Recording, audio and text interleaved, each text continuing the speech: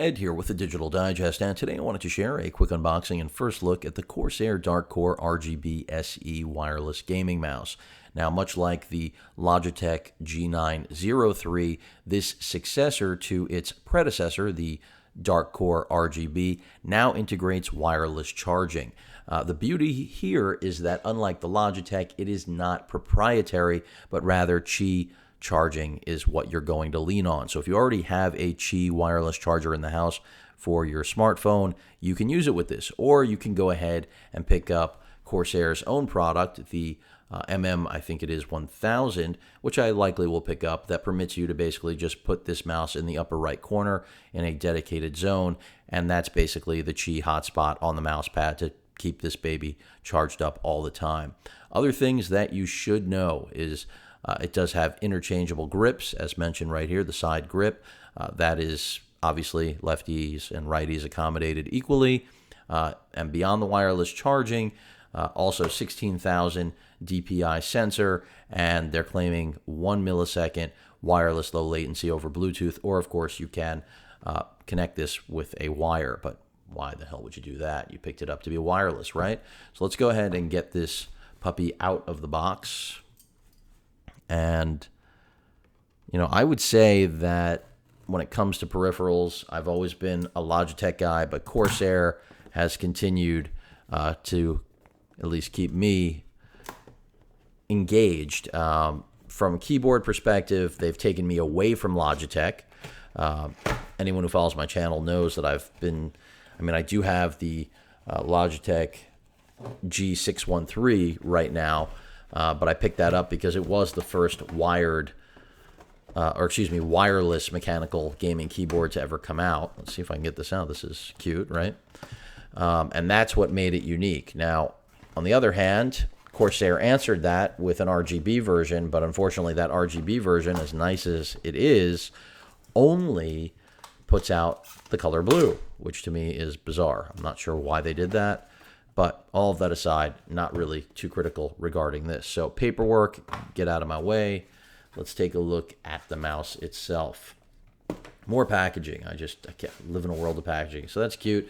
What is that? A free upgrade, firmware I meant. Look at me. So they're giving you a QR code right out of the box. I'm assuming the sensor, well, there's your braided cable as well as the actual adapter for the mouse, and then the host for that adapter if you want to keep it as far away from the system in order to basically keep interference or minimize interference with the actual receiver.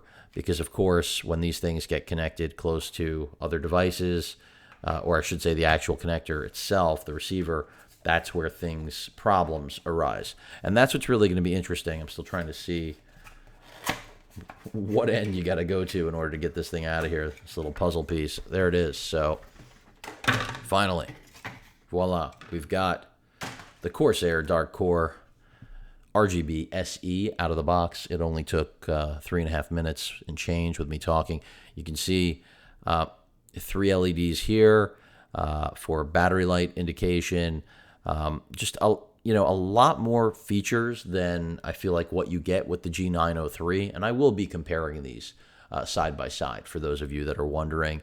The aesthetics, I actually like the 903 look a lot better than the Dark Core, but the Dark Core, its convenience and also the less expensive MM1000 pad, and then obviously the ease of not having to use the pad, if you don't want it, which, again, I said I'm likely going to pick it up, but let's say you don't want to lay out more money, Corsair has your back, where I cannot say that for Logitech, which clearly is just shooting for the moon here for the mouse being the most expensive on the market. This coming in substantially less. 90 versus 150. Granted, the G903 can be found for less.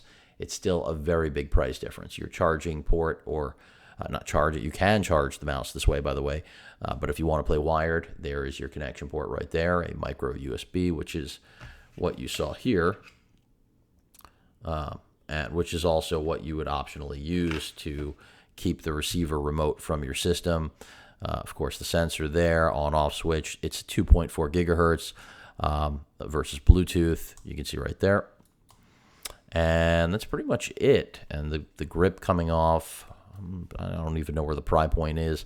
I'm a righty, so I'm not going to have to worry about it. Sorry, lefties. And I'm not really a full-on righty. I still use the left hand to do a lot of things. That sounds weird. But, yeah, that's it. This does not give you the ability to go between quick scroll and not. I'm assuming it controls speed. Just, more buttons, more versatile, at least from what it appears, than the G903 or Logitech's G9 series of wireless gaming mice. And again, less expensive to keep charged up. But if you don't keep it charged up, of course, that's when problems will arise. And I will say that right now in this unboxing. If you pick one of these up, please keep it charged. Otherwise, you're just going to end up with a wired mouse, which defeats the whole purpose of owning it to begin with. Any questions or comments, please feel free to post them. Hit that like button. And as usual, please feel free to subscribe. Later.